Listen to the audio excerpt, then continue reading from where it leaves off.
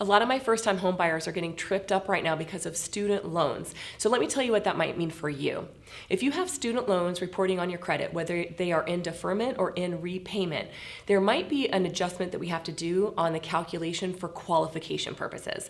So what do I mean by that? Let's say your student loans right now are in deferment. Depending on which loan program we go with, FHA or conventional, we have to use either 0.5% or 1 full percent of the outstanding balance on your student loans as a payment against you for qualification purposes, even if they're in deferment. I know it kind of stinks, but here's what they're looking for.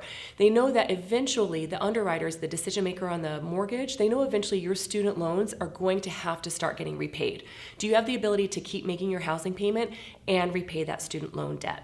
So let me give you an example. Let's say we're going with an FHA loan, and current day at the time of this recording, we would have to use 1% of the outstanding balance as a repayment for qualification. So if you have a $100,000 student loan debt, we would have to hold $1,000 against you as a payment for the qualification purposes. So it is becoming a problem for some people. Now, so one of the loan programs that's a conventional loan, we are able to use either income-based repayment. So let's say that $100,000 debt is in an income-based repayment status right now, and you're only paying $85 a month. I have a conventional loan program that will allow us to use that $85 payment. So there are options. We just need to talk about it and get really in-depth and make sure that we're looking at all of this so it's not going to be an obstacle for you, and create something that's custom tailored so we can get you into that home.